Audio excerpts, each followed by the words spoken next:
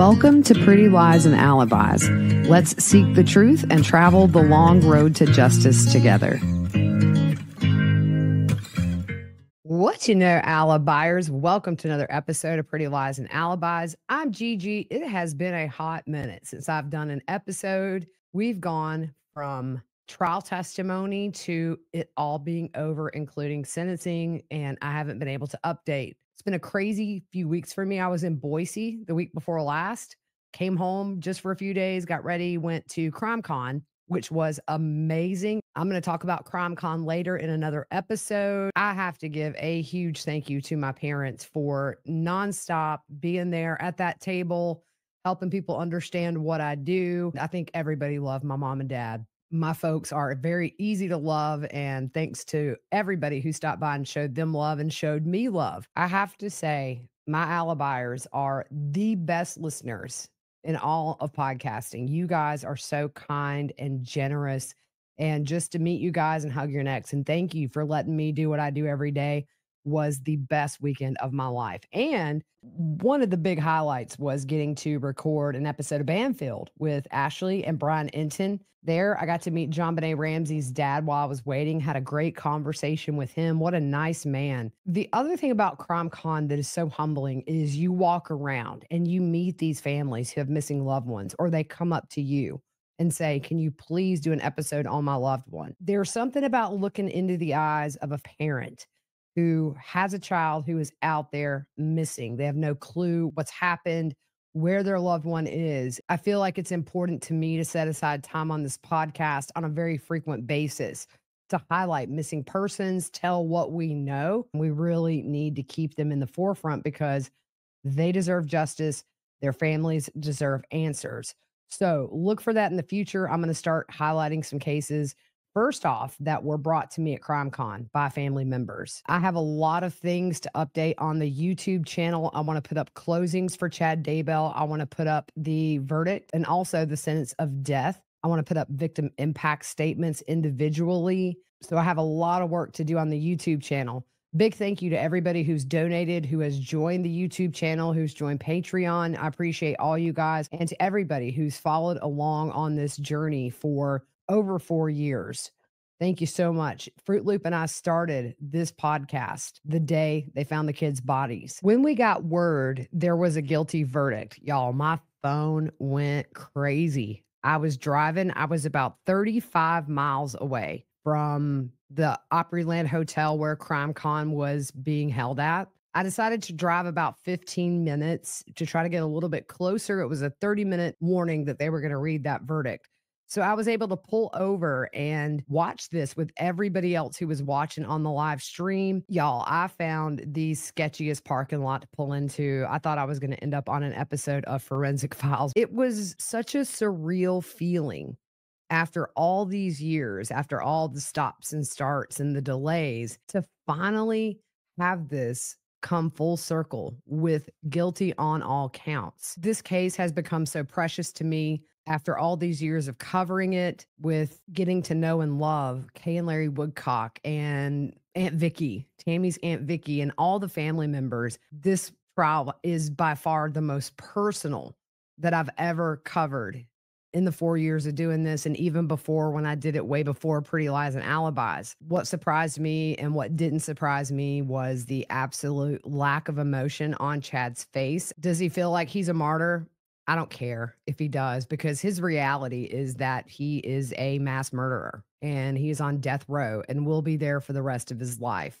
So watching that verdict come in with everybody on the live stream was amazing. To be able to celebrate justice for JJ, Tylee, and Tammy together is something I will never, ever forget. Once we got to the death sentence, I've got this up on YouTube. You can see here, I'm watching with a group of people. This doesn't even show half the people that were gathered around my table. I had the live feed going from the minute CrimeCon opened while we were waiting. People were able to just come by and see if there was any progress. And then I got a text from Kay that we had a verdict. And then Lori's sister Summer stopped by the table and let us know also we had a verdict. Everybody, once they heard the news, just gathered around the table there. And we couldn't hear because we had my computer and I didn't have an external speaker.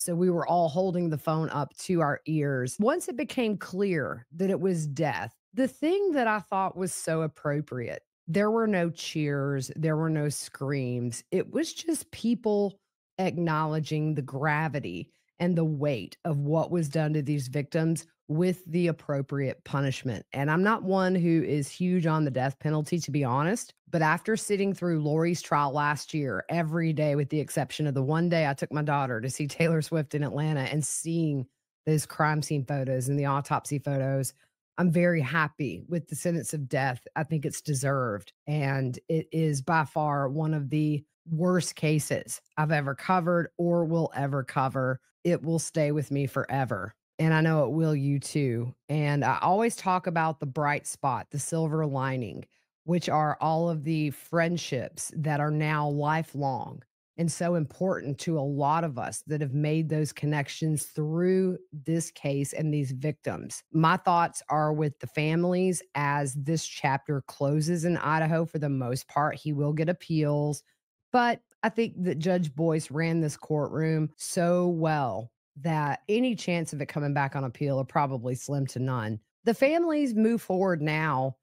You have Kay and Larry, you have Charles's sons, Charles's family, you have Brandon's family. They are awaiting their justice in Arizona with Lori. I am very hopeful that eventually Chad will be charged in conspiracy to commit murder for both Charles and Brandon. And we saw that with Lori. I think it was the day that she was found guilty. They announced she was being charged with conspiracy. And we heard some hints on the stand from Detective Duncan that he would have charged Chad, and there's no statute of limitations. So maybe in the future, Chad gets popped with those and he'll take a little trip down to Arizona where his bride currently is. Speaking of his bride, let's talk about how far these two knuckleheads are from each other. James and Elena are currently 14 and a half hours apart. Chad, he is 4 hours and 41 minutes from Rexburg. On top of the guilty verdicts for the murders and the conspiracy to commit murders, he also received two different 15-year sentences for the insurance fraud charges. Those will run concurrently with his death sentences. There was no reaction from Chad whatsoever to the guilty verdict or to the death sentence. However, I think his body language told a whole story, especially with the death sentence. He was slumped. His shoulders were kind of hunched forward. I saw a lot of body language with him throughout the trial. For example, when Heather Daybell was on the stand, Chad did not look at her very much. I think he is probably intimidated by such a strong woman. When his mom was on the stand, he had his good boy posture. It was just interesting to watch that his face totally emotionless the whole time, but his body told a story. Let's go through some of these statements that were given to the press by the family members. This is from Tammy Daybell's extended family. We want to thank everyone who put in countless hours of work to get where we are today. Law enforcement, the prosecution, the media, and all of you who watched and listened to the trial and prayed for us. We are grateful for the relationships we have created through this horrible time and the support and love we were able to give each other. We also want to thank my Aunt Vicky, who was sitting in court almost every day of this trial for those of us who weren't able to do so. That took great strength to do. We can all start to heal from the terrible losses we have suffered. We will miss Tammy every single day of our lives, but we have some comfort knowing we will see her again. If you have been touched by Tammy and would like to support her foundation, the Tammy Douglas Daybell Foundation, to put books into the hands of children and increase literacy, please consider donating to the Tammy Douglas Daybell Foundation. Thank you. Statement from Brandon Boudreaux's family. 1 year ago, we sat as the first person was held accountable for what will be a never ending void in the lives of so many families. We once again have someone being held responsible. For the many who have spent so many years working on or in this case in Idaho, we thank you. To the jurors who will carry the weight of these events with them for the rest of their lives, we thank you for taking on this burden. So many families can be hurt from a tragedy. Oftentimes, many suffer unseen to the public view. We mourn with you. Words seem feeble at times like this to express ourselves. A hole will exist in our lives that will never be filled. No result from any trial will fill it, but justice has a right to be served, and we are grateful for those who uphold it. We encourage any and all who participated in crimes to be held accountable. No one can replace JJ, Tylee, Tammy, or Charles. This world suffers without them. They will be forever missed and mourned by those who wish for more time with them. As we heard from some who loved them, we felt of this pain because of who they were. To those suffering, we offer our empathy and love. As we have suffered these years and dealt with our anger, grief, and pain, we have found strength and relief in our faith. They cite Matthew 11:28 through 30. Come unto me, all ye that labor and are heavy laden, and I will give you rest. Take my yoke upon you and learn of me, for I am meek and lowly in heart, and ye shall find rest unto your souls. For my yoke is easy and my burden is light. We offer the invitation given thousands of years ago to turn your hearts to him who saves. Study his words and forgive. It has not filled the hole left. No verdict or process can, but it has brought peace in the quiet of life's storm and healing to the scars of life's most unfair moments. A statement from Matt and Heather Daybell. Matt is Chad's brother, Heather, of course, Chad's sister in law. The last few days and months have been a roller coaster of emotions for so many, including Heather and I. The justice we've sought for has finally been attained. But for us in this moment, our feelings go back and forth from happiness and relief to sadness and sorrow. The jury's unanimous verdict and sentence brings to close nearly 10 years since this all began for our little family. We would sincerely like to thank so many who have reached out and offered words of support and love these last 2 months and throughout the past 4.5 years. Your kindness, especially towards Heather, has been needed and truly appreciated. Like so many of you, we hope to continue to heal our family, move forward together, and look towards better days ahead. We are so grateful to the jury, Judge Boyce, to all law enforcement involved, and to the Fremont and Madison prosecution teams. A sincere thank you for your tireless efforts, expertise, and preparation for such a complex and emotional case. We know it has affected each of you and your families. Thank you. We continue to express our love and support to Kay and Larry Woodcock and their extended families, to Tammy's father, Ron, and the entire Douglas family, and to Colby and the extended Cox families. Kay and Larry reached out from the very beginning and have been such great examples to us. We also express our love to the many other countless victims that have been affected, including those within our own family. We realize that nothing will bring Tammy, JJ, and Tylee back, but we sincerely hope and pray that with justice now served, we are all able to move forward together, hoping for brighter days ahead and showing greater love and compassion to all. Matt and Heather Daybell. The Cox and Shiflett families, these are Lori's family members. We want to express our heartfelt gratitude for all who worked so hard to achieve this true and just verdict and sentence. First, law enforcement who, together with the prosecution office, were vigilant and unstoppable in the pursuit of justice for Tylee, Tammy, and JJ. The witnesses who had to give testimony, sometimes at great emotional expense. The courageous jurors who had to face the most horrific evidence that will surely have a lifelong impact on them. The court, especially Judge Boyce, for the serious, measured decisions that protected the defendant's rights and the victim's silent cries for justice. It was so gratifying to see our justice system work. We are grateful for all, seen and unseen, who contributed to this huge endeavor. We believe this is a fair sentence in light of the cruel and callous manner in which our loved ones were lost. We are also grateful for all the prayers and support offered on our behalf. We trust in God and our Savior, Jesus Christ, for true healing and ask his blessing for all the families who are suffering from this great loss. Tammy, Tylee, and JJ will always be remembered as bright lights in this world. The Cox and Shiflett families. After sentencing, Larry Woodcock told reporters, "We saw justice. Equal, honest, and righteous. Rexburg is a beautiful town. Boise is a beautiful town. Idaho is a magnificent state. They don't deserve this blemish." JJ and Tylee's brother, Colby Ryan, said, "You never wish harm on anybody, regardless of what they've done to you, but at the end of the day, it's good that he can't hurt anybody else. That's what matters. We have to live with the fact that we're not going to have the people we love in our lives anymore. This is the best justice we can possibly get. It doesn't change the outcome, but it is good news and it brings closure for everybody. Tammy's Aunt Vicky said, "There's a little bit of sadness in this now because we built a family together here, supporting our families. We love each other like family. Our relationship will never end." Nate Eaton did an amazing interview with a lot of the jurors that decided Chad Daybell's fate. One juror said that once the jury decided death, it was the loudest silence I've ever heard. The verdict paper was marked. This is it. We're ready. Juror number 14 said, "We were dealing with the worst of humanity." When talking to Nate, he became emotional, remembering the autopsy photos, and said the things that we saw and heard were absolutely horrific. Some of the jurors felt that Chad's kids who testified, Emma and Garth, sounded robotic and coached, and the testimony they gave was contradicted by rebuttal witnesses. One juror felt Chad's attorney, John Pryor, was just trying to confuse them and felt there was anger and arrogance. They told Nate Eaton they tried to find something to justify not giving Chad death, but they couldn't. Juror number 10 recalls meeting eyes with Chad and said it was like looking at a shell.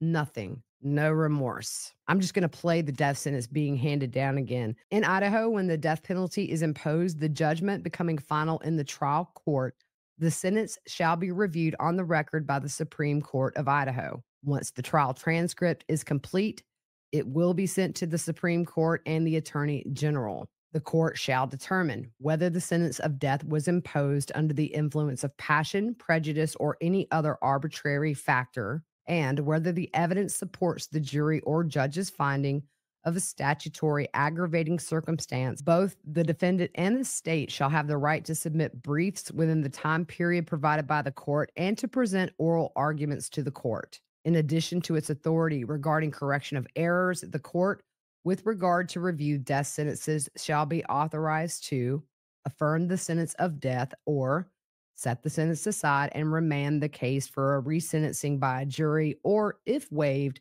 the trial judge. The sentence review shall be in addition to direct appeal if taken, and the review and appeal shall be consolidated for consideration. The Supreme Court shall collect and preserve the records of all cases in which the penalty of death was imposed from. The appeals process, as we know, in a death penalty case can take years. Idaho has lethal injection and the firing squad. The firing squad has not been utilized, and the last execution that was attempted was halted due to the fact they could not find a vein. Will Chad actually be sentenced to death? Maybe. We don't know. We're seeing it carried out less and less these days, but he is living with that threat now every day of his life. Where is Chad now? He is at the Idaho Maximum Security Institution. That's in Kuna, Idaho. It's just about 12 miles south of Boise. This is where men on death row are housed. Women on death row are housed at Pocatello, where Lori's forever home is once she's finished in Arizona. Chad entered his forever home in Idaho June 2nd at 9:34 a.m. From where Chad and Lori both are now, they are 14 and a half hours apart, 917 miles. Chad is 282 miles away from Rexburg, or about a 4 hour and 41-minute drive. So it will take some effort for his kids to see him. I'm trying to find out now what visitation entails for people on death row. Look for that in a future episode. But where Chad is now, it has a capacity of 549 residents and is located within a double parameter fence reinforced with razor wire and an electronic detection system. Population is primarily composed of close custody and administrative segregation residents. This facility also operates the state's secure mental health facility, which houses residents under the sentence of death and residents who are in Idaho's security medical program. There were 8 inmates on death row until Chad's guilty verdict and death sentence. He makes number 9. One of those is a woman.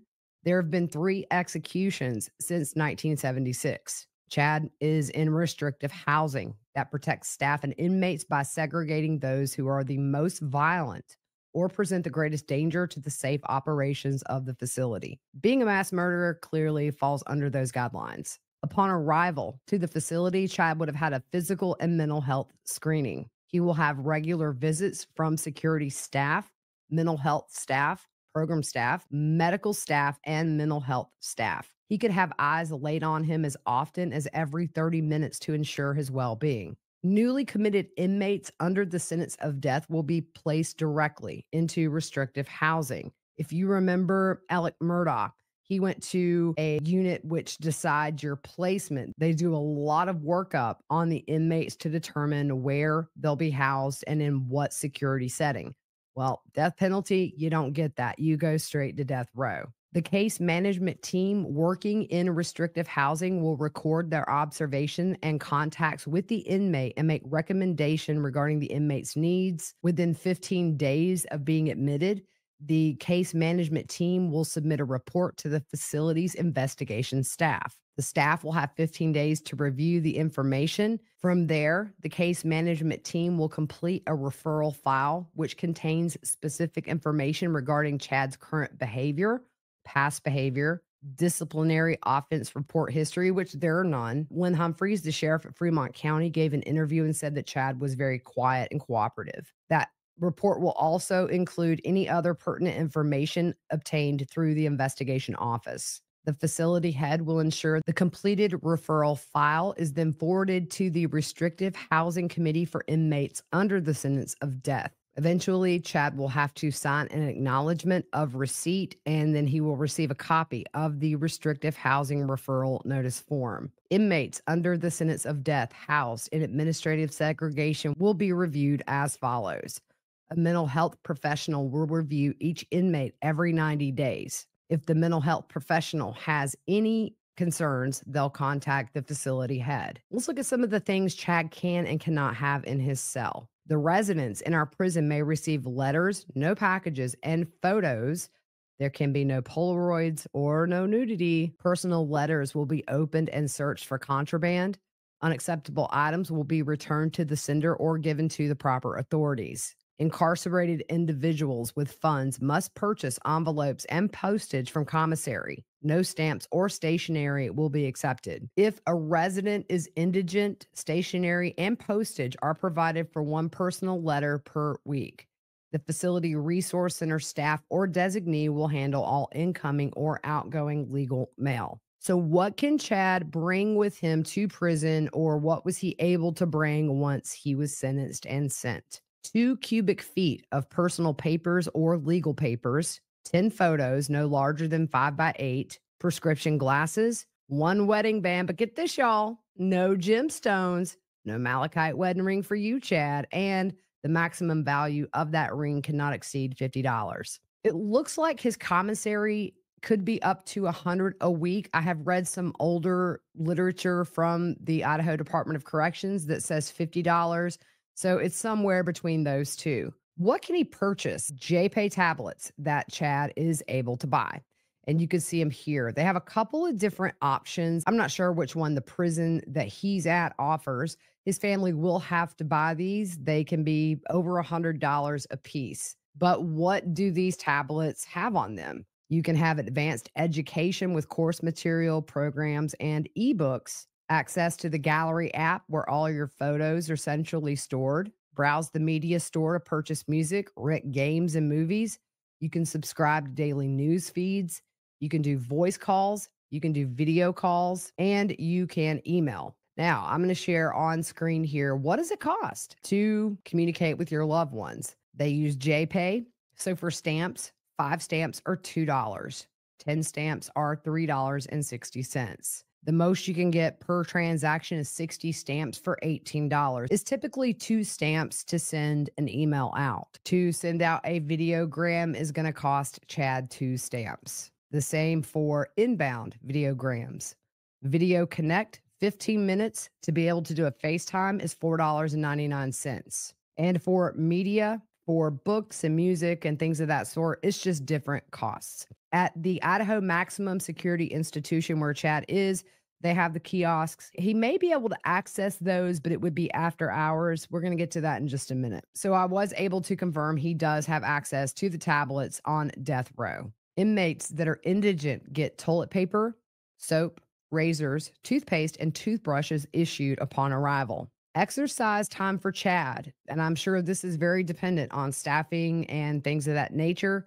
1 hour per day, 5 days a week. Recreation time, if you're looking on YouTube, this cage looking thing, that's where he would get his recreation time. He'll be in a cell 23 hours a day. He can shower 3 times a week. He'll also eat in his cell. When he is moved out of his cell for whatever reason, he will be restrained. He will never touch anybody that he loves again. And that's what you get because none of these family members can ever hug or touch their loved ones that were taken by Chad, Lori, and Alex. Someone who used to be in this facility in segregation said that natural sunlight is limited. In an article from the ACLU, one inmate did an article called A View from the Row. I saw guys who dropped their appeals because of the intolerable conditions. Before his execution, one inmate told me he would rather die than continue existing under these conditions. Most death row cells are the size of the average bathroom. Chad will get his food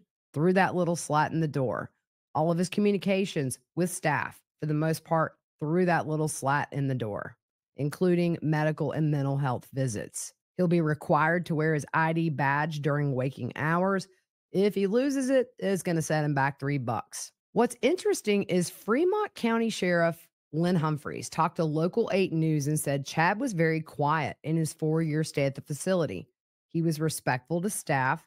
He was in solitary the entire time. So solitary is going to be nothing new to him. He mostly ate frozen TV dinners and pot pies. He would allowed to be out from 7 to 11 a.m. and then from 11 p.m. to 2 a.m., where then he could make calls to family, use the laptop to look through evidence and discovery, and was able to use that laptop to work with John Pryor for his defense. What's interesting is Sheriff Lynn Humphreys said that Chad and Lori never once contacted each other. The whole time Chad was in Fremont County. My understanding is that they were able to. They could have contacted each other. Up on the screen here, I have a inmate to inmate correspondence request form that both facilities would fill out in the event Chad and Lori want to communicate. It's a waiver both prisons must sign. Very curious to see if they will contact each other. Idaho, by the way, does not allow us to get the phone calls such as the one we heard during trial. I have filed in Arizona to get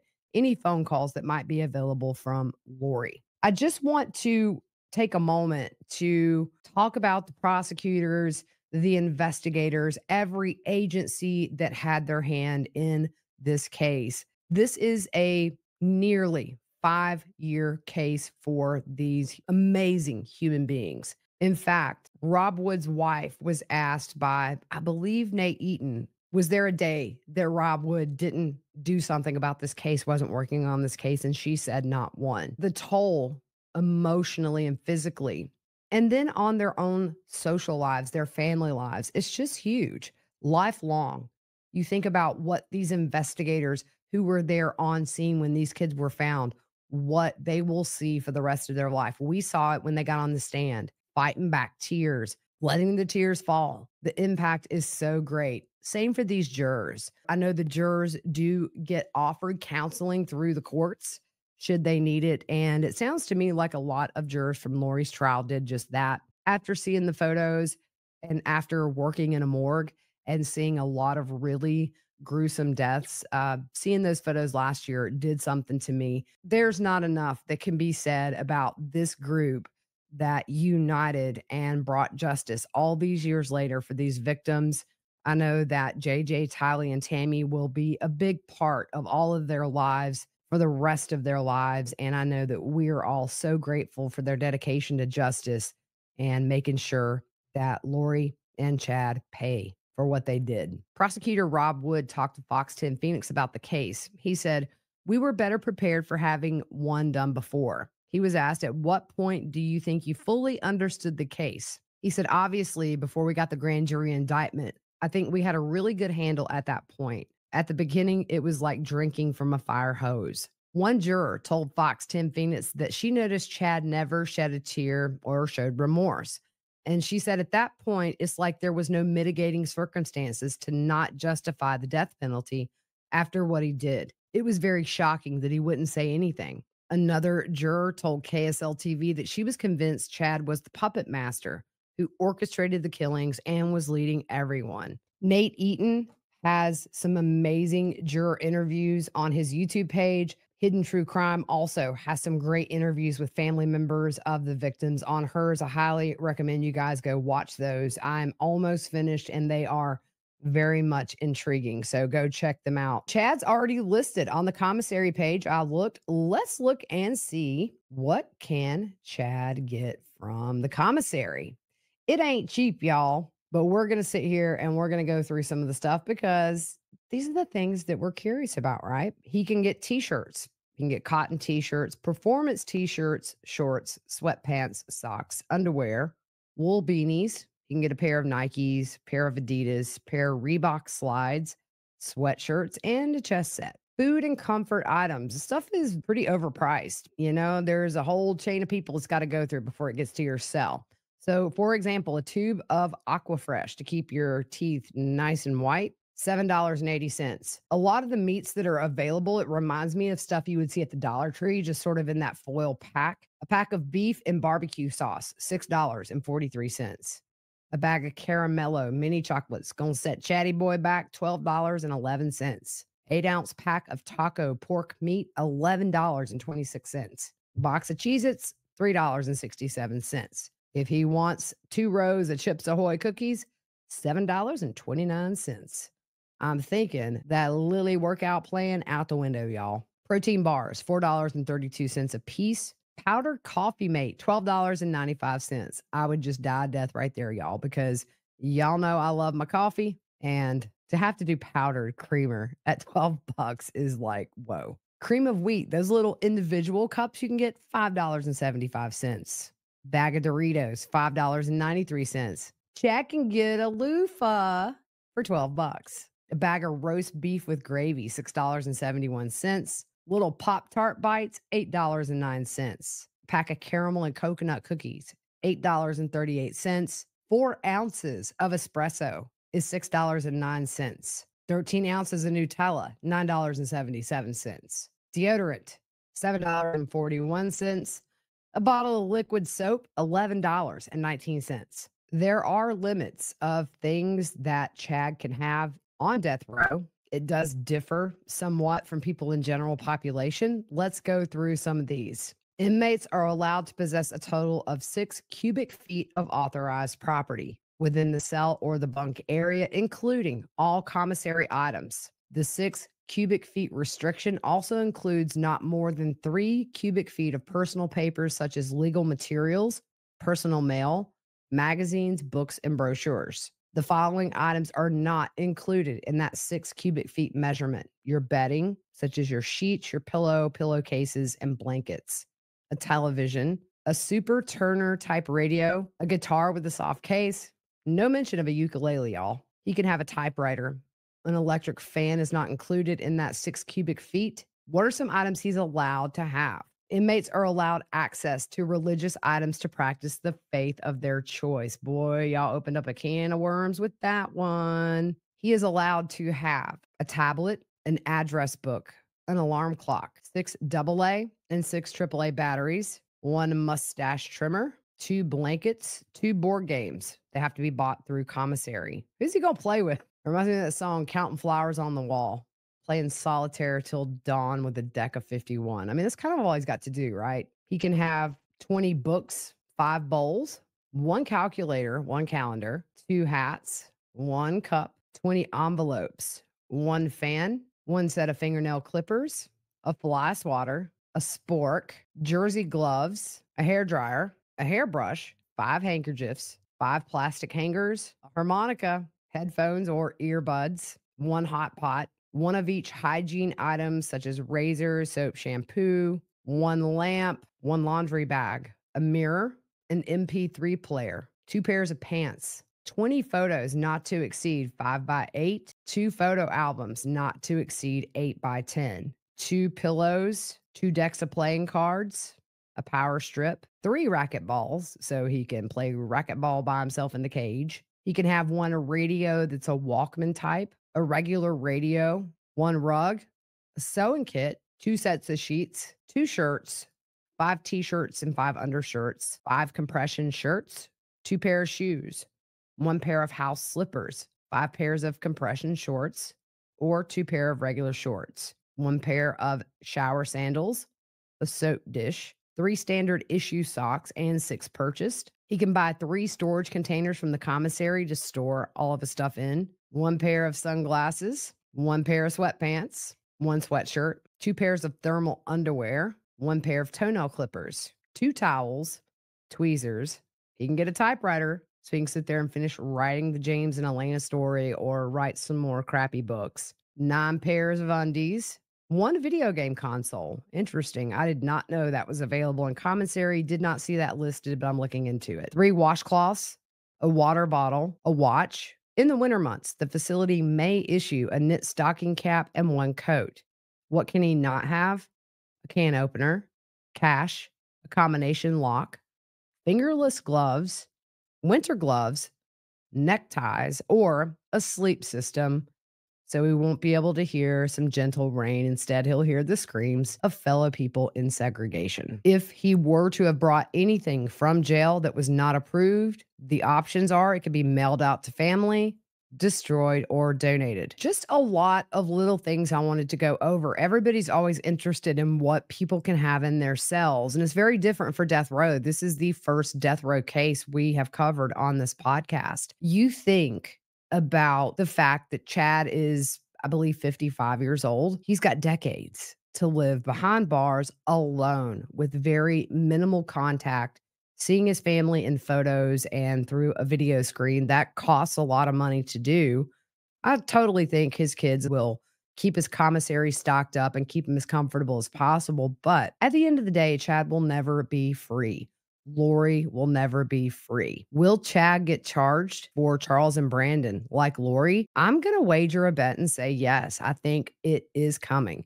And I think that we're going to have part 2 of Chad in court. But words can't express how much I think we all have grown to love JJ, Tylee, Tammy, and Charles in learning about the people they were and learning about the evil way they were taken out of this world for the most selfish reasons ever. I hope that each and every family member, from Lori's family to Kay and Larry to Tylee's family, everybody can find somewhat of a new normal now that the main judicial process in Idaho is finished, aside from the standard appeals Chad will have. We do have Arizona coming up. That's set for August for Lori. However, due to the large amount of discovery in the case, it could be delayed. And I'm not sure if it's expected to actually go off, but I will be there in Arizona when that happens. We're also happy that justice was served for Lori and Chad both in Idaho, but it's not a happy thing. There hasn't been a time where I've sat and thought about this case and the weight of it doesn't hit me like a ton of bricks. When I see a photo of JJ, when I see a photo of Tylee or Tammy, and the big smiles and the light that they put in this world, Charles, seeing him dote on his son JJ, you look at what was taken, not only from the families, but you have all of these collateral victims down to JJ's teachers, Tylee's friends, JJ's friends, Tammy's coworkers, many of which we heard from, talking about what a joy she was, how much she loved her job. We hear about JJ and how he would play his drums for his stuffed animals, or how Tylee was sassy and smart and loved to watch The Office and loved to sing. You can still hear Tylee sing online on the Smule app. I'm going to try to post those so you guys can hear if you haven't. But what a story. So convoluted. And then you look at how quickly all of this happened. Chad and Lori meet in October of 2018. 1 year later, everybody would be dead. 13 months later, they would be married on a beach in Hawaii when 4 people were dead and gone. It's a story I think that will be told for a very long time in documentaries. I think Lori and Chad both are fascinating psychological studies. Does Chad really believe everything he taught? Did he just get off on the fact that he had been looking for decades for people to follow him this closely and found this group that led to so much death and destruction? My thoughts are with everybody who knew and loved these precious humans. My thoughts are with this jury that now have to go back to regular life after seeing the unimaginable and the worst in humanity and the families that will not go a day where they don't miss their loved ones as they navigate a new normal without the judicial process in Idaho hanging over their heads. And while this is over for Tammy's family, at least there, I'm sure their hearts are just as committed for justice in Arizona for Charles and Brandon. It's the never ending story. At the end of the day, to be able to be there in person last year and then briefly for Chad's trial, to see the genuine love all of these different families have for each other and this family they've created in this immense tragedy is that silver lining in the ugliness. The friendships I've formed, the friendships other alibis have formed. It's something that I think is a beautiful testament to the lives lost because they all were about their connections and their loved ones. What will the future bring? Hopefully, a new mugshot for Chad and soon. I want to see what he looks like. Probably the same. I hope they shaved his head, although he would just go back to looking like he did before Lori until he started the Lily makeover, which gave him the fade that carried on through the trial. Again, thank you to everybody who stopped by at CrimeCon. You guys gifted me with so many amazing gifts. I've got some t-shirts I'm going to be wearing that were given to me. Some people gave me some awesome jewelry, food, and everything. You guys are so generous and thank you. But I'm most proud of this community of alibis whose passion for justice is right where it needs to be. I plan on live streaming more trials in the future. I think it's a great way for all of us to go through the process together. I really want to thank my mods on YouTube for holding down the fort hours every single day. They did an amazing job of making that a very safe place. You guys were amazing in that chat, keeping it victim focused, no drama, which I don't tolerate, no bashing of the victims or their families. So thank you guys for that. And it's not over. We'll be back tomorrow with some more. I'm still looking for some more information. I've got some emails out, but I'll have an episode out the next couple of days. Moving forward, we're going to play catch up. It's been 2 months since I've touched another case. We got to catch up in Corey Richens, Brian Koberger. I know a lot of you guys are able to catch up on that, but for me, I have been so focused on this because this case is what launched this podcast and showed me what I think I'm supposed to do with my life. And so I wanted to be all in. Please stick with me. I've got some good ideas for the future of the podcast without changing the format too much, but I want to add some things. We're just getting started, y'all. Before I go, I do want to say how amazing it was to get to hang out with some of the Patreon members who were there. We did some one-on-one time and also Juror Tom from Lori Vallow's trial and his lovely wife, Susan. Every evening we got together and just hung out. And then right before I left Nashville, I had an amazing alibi who left me 3 tickets at the Patsy Cline Museum. So Juror Tom and his wife and I, we went to the Patsy Cline Museum and then went to the Johnny Cash Museum. One of my alibis was in there. And it was just a great way to end an awesome weekend and just full circle with the verdict of guilty and the sentence of death. So tomorrow, I'm going to keep researching some things specific to Chad and death row. Look for that episode. In the meantime, hope you guys have a good rest of your evening and we will see you soon.